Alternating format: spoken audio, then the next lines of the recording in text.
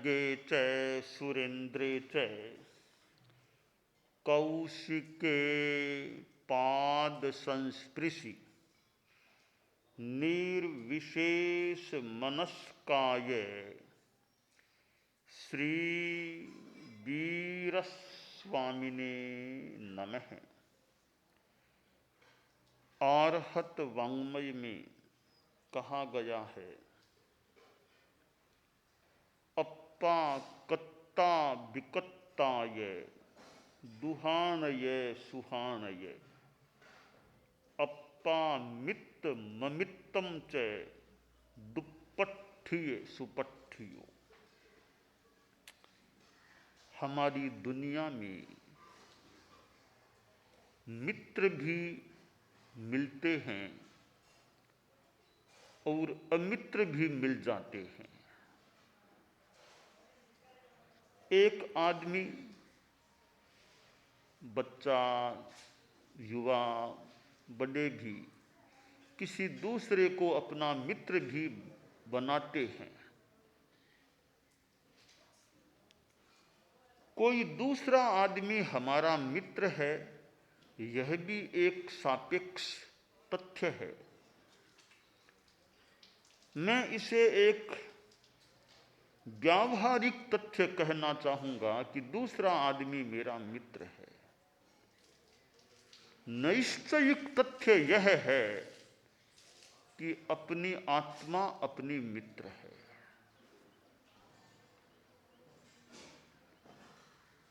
व्यावहारिक जो मित्र हैं वो भी किस स्तर के मित्र हैं, क्योंकि दुनिया में स्वार्थ ऐसा तत्व है, लोभ ऐसा तत्व है कि जिनके साथ मित्रता होती है वह भी कभी टूट जाती है। संस्कृत में एक श्लोक आता है, यूयम वयम वयम यूय मित्याशीन मतिरावयोः किं जात मधुना येन यूयम यूयम वयम वयम। एक समय था दो मित्रों की यह भाषा रहती, थे सो मैं सो थे, तुम सो हम सो तुम, क्या फर्क है, एक ही हैं हम तो। यह चिंतन रहता भी, ये मैं तो एक ही हैं, क्या फर्क है। इनके घर का काम है तो मेरा ही काम है, मेरे घर का काम है इनका ही काम है, हम तो साथ में ही सारे काम करते हैं, एक ही हैं। परंतु माया मित्तानि नाशे, कोई ऐसा आपस में हुआ, छल ठगी का कोई व्यवहार हुआ कि दोनों की मित्रता का संबंध टूट गया। बाद में भाषा यह बन गई, यूयम यूयम वयम वयम, तुम हम, अब कोई संबंध नहीं है हमारा। तो मित्रता भी किन की कितनी लंबी चलती है यह भी प्रश्न है। बीच में टूट सकती है या किसी कईयों की लंबी भी चल जाए, स्थायी भी रह जाए जीवन काल में। हालांकि मित्रता का अनुबंध है, संबंध है, वो आगे के जन्मों तक भी रह सकता है। परम पूज्य आचार्य भिक्षु के साहित्य में भी यह बात आती है, मित्री सो मित्री कणो चलियो जाओ। यानी मित्रों की मित्रता, अनुराग, रागात्मक संबंध है, कई जन्मों तक चल सकता है। यहां दोनों में अच्छे संबंध है, मित्रता है या और कोई रूप में संबंध है, तो हो सकता है पीछे भी कोई संबंध रहे हो सकते हैं, और हो सकता है वे संबंध आगे के जन्मों में भी उनके संबंध बने रह सकते हैं। वो प्रेमानुराग के संबंध आगे भी रह सकते हैं। अब जैसे भगवान पार्श्व राजकुमार थे, नाग और नागिन का जोड़ा, जिसको मंत्र पाठ जो भी सुनाया, तो यहाँ नाग नागिन थे, तो वहाँ जाने के बाद भी धर्मेंद्र पद्मावती, यानी वो जो संबंध है राग का, तो आगे भी किसी रूप में चल सकता है। इसी प्रकार द्वेष का अनुबंध है या शत्रुता है, तो आगे भी शत्रुता का भी वो अनुबंध रह सकता है। भगवान पार्श्व कमठ के कितने जन्मों का वो संबंध, थोड़ा द्वेष का विरोध का संबंध चलता रहा। तो ये अनुबंध है, रागानुबंध और द्वेषानुबंध। प्रेमानुबंध कह दें, द्वेषानुबंध, ये कई जन्मों तक चल सकते हैं।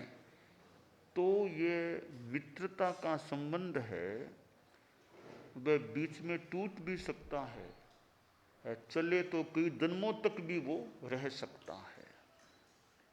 परंतु दूसरे आदमी को मित्र माना जाता है, यह एक व्यावहारिक तथ्य है, व्यावहारिक सत्य है, व्यावहारिक बात है। नैश्चयिक बात है कि अप्पा मित्त ममित्तम च, आत्मा मित्र है, आत्मा शत्रु है।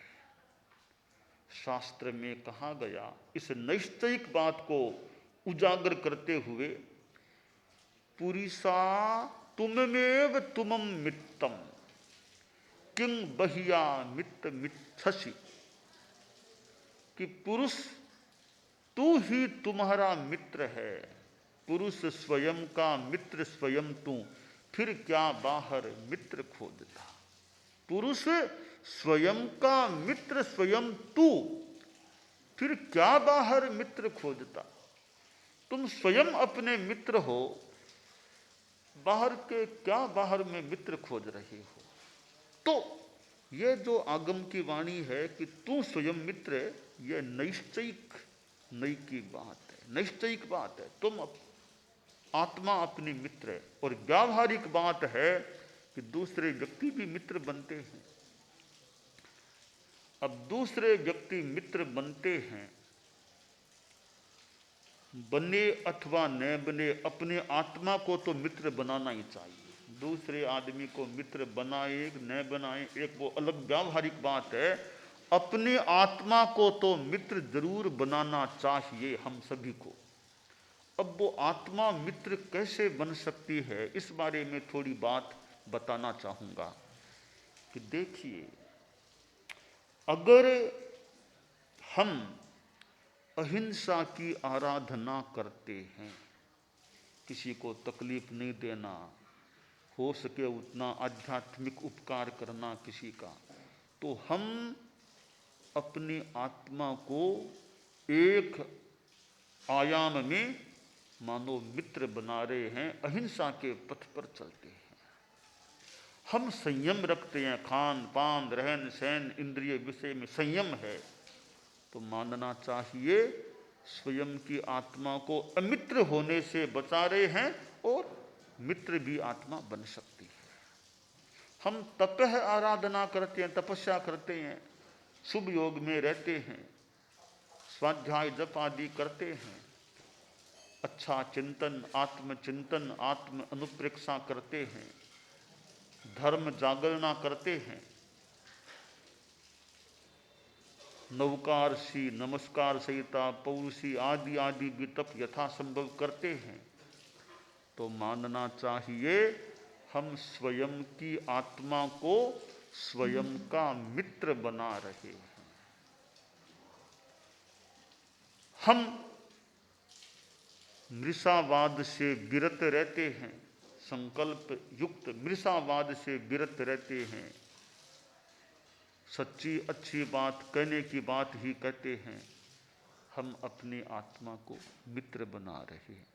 चौर्य, चोरी का मानो त्याग, चोरी से विरत हैं, ईमानदारी है, तो मानो आत्मा को अमित्र बनने से रोक रहे हैं, और अच्छा व्यवहार है, आत्मा हमारी मित्र बन सकेगी। क्षमा का भाव है, किसी से बैर विरोध नहीं, क्षमा सहिष्णुता का प्रयोग है, व्यवहार है, क्षमाशीलता, कोई बात नहीं, कह दिया तो कह दिया, कोई बात नहीं, ऐसा कर दिया तो कर दिया, अपनी समता रखो, शांति रखो, यह क्षमा का भाव है, क्षमा का प्रयोग है। हम अपनी आत्मा को मानो मित्र बना रहे हैं।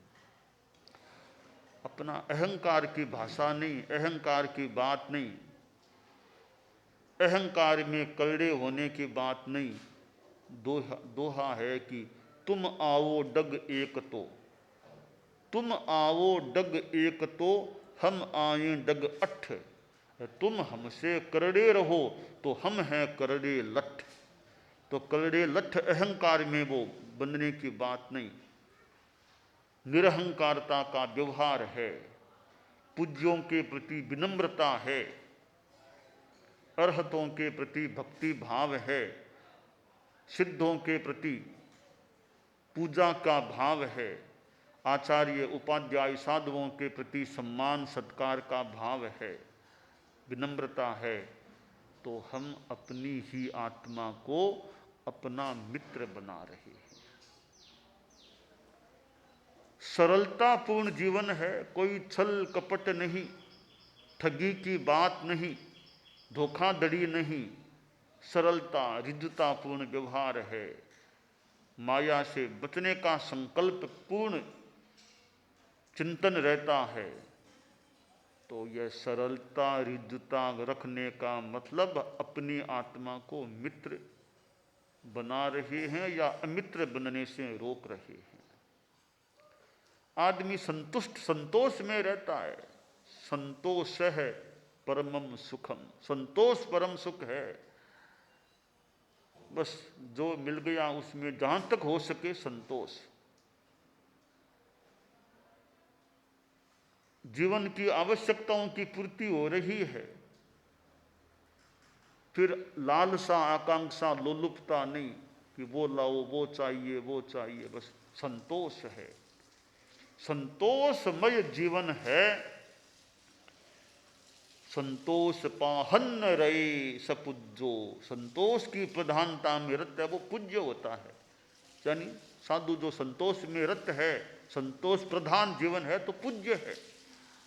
तो संतोष है तो हमारी आत्मा हमारी मित्र बन रही है। उल्टे चले, हिंसात्मक व्यवहार है तो आत्मा शत्रु बन रही है, झूठ चोरी है तो आत्मा शत्रु बन जाती है, इधर असंयममय जीवन है आत्मा शत्रु बन जाती है। खूब आक्रोश, लड़ाई झगड़ा, बैर विरोध, दो की चार सुनाने का प्रयास, मारना पीटना करना, द्वेष भाव में रहना, तो आत्मा शत्रु बन जाती है।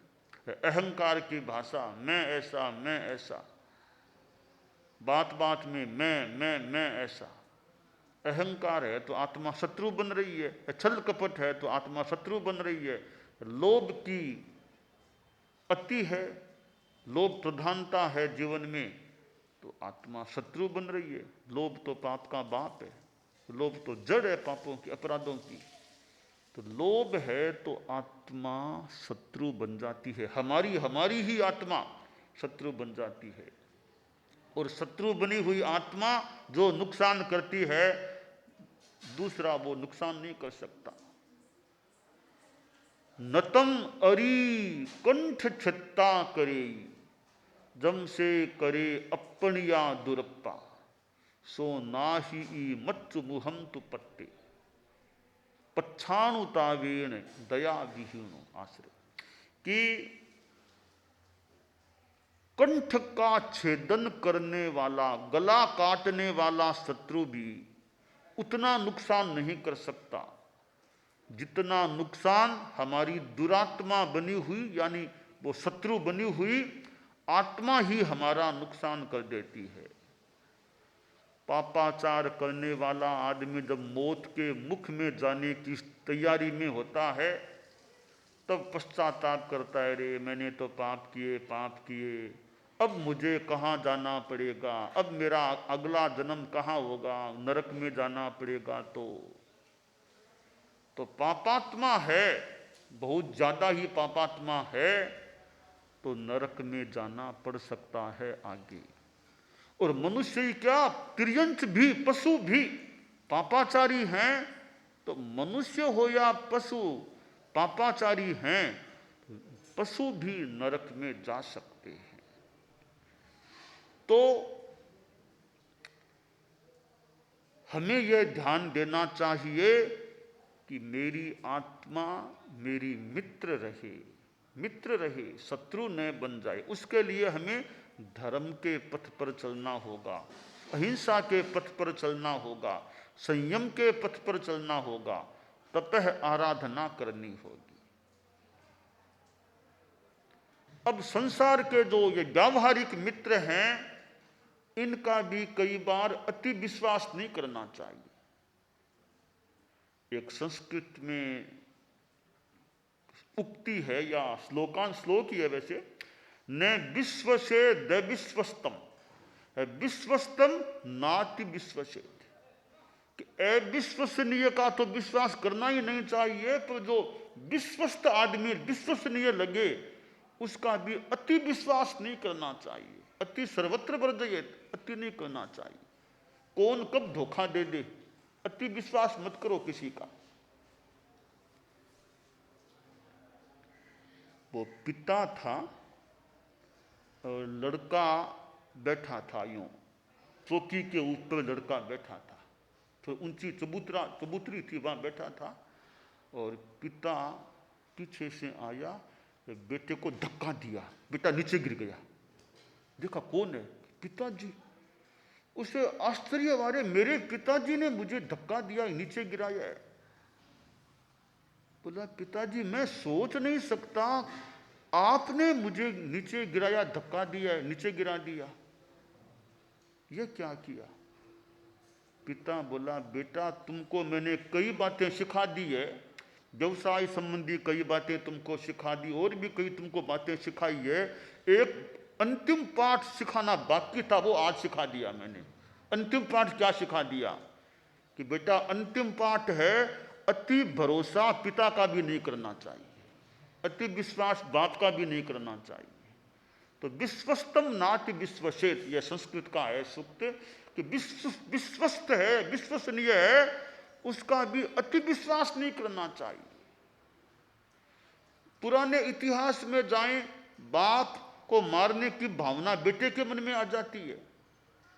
राजकुमार सोचता है भी कि पिताजी कब आगे पहुंचे तो गद्दी मुझे मिले, यो नहीं तो कोई तरीके से आगे पहुंचाएं फिर इनको।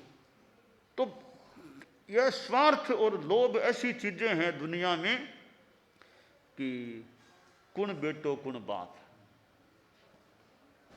आदमी क्या कर लेता है। तो इसलिए भरोसा करें तो भगवान का ही करें, ज्यादा प्रभु का भरोसा करें, प्रभु आपकी शरण में है, प्रभु का भरोसा करें। निश्चय में भगवान, अपनी आत्मा का भरोसा करें, प्रभु का करें। बाकी व्यवहार में जितना भरोसा, जितना व्यवहार उचित लगे उतना ठीक है। ठीक है कि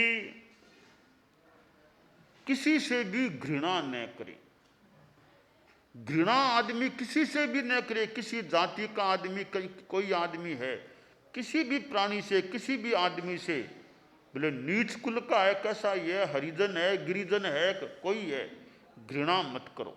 अच्छा सिद्धांत सूत्र है, घृणा किसी से मत करो, पहली बात। दूसरी बात है सद्भावना सबके प्रति रखो। मैत्री यानी सद्भावना के रूप में मैत्री, सर्वेशु, सब में सद्भावना रखो, किसी से वैर विरोध नहीं, सबके प्रति मंगल भावना रखो। तीसरी बात है कि विश्वास किसका करो। हालांकि कहा तो यह गया कि विश्वास कुछ कुछ का ही करो, संसार की व्यवहार की बात में हर किसी का विश्वास मत करो, किसी किसी का ही विश्वास करो। पर मैं तो यह कहना चाहूँगा विश्वास प्रभु का करो, विश्वास प्रभु का करो, बस प्रभु पर भरोसा रखो, अपनी आत्मा पर भरोसा रखो, बाकी तो बस अपना कर्म भोगना है। इसलिए यह सुंदर सूक्त है कि तुममेव तुमम मित्तम किम बहिया मित्र मिच्छसी, कि तुम ही तुम्हारे मित्र हो, बाहर क्या मित्र खोजते हो।